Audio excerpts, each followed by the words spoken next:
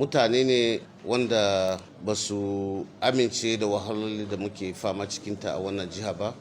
Gwamnati kuma ba za ta iya zauna babu abinci a White House ɗinta ba. Duk abincin da muka raba a wannan jiha a lokacin wannan wahala na lockdown gaba ɗaya gwamnatin Adamawa ita ta siya abincin da aka raba. Babu abinci da muka karɓa daga wurin federal government. Wannan abinci da yau aka yi wa sama ba federal government suka bamu ba.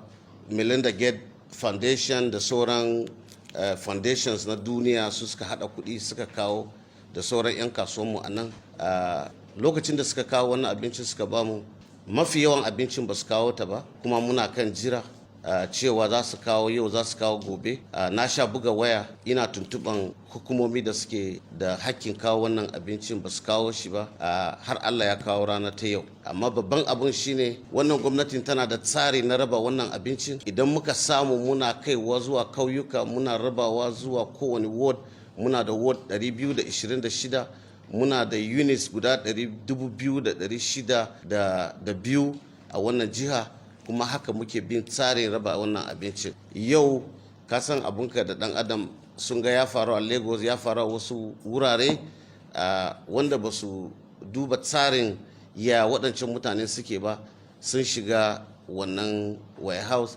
Amma abin da ya fi bamu takaici shine sun fara kashe juna saboda cunkusu da sauransu, suna yarda buhun abinci akan juna, suna kashe juna. Kuma gwamnati ba za ta kaɓe hannunta ta ga cewa 'ya'yanta suna mutuwa ba.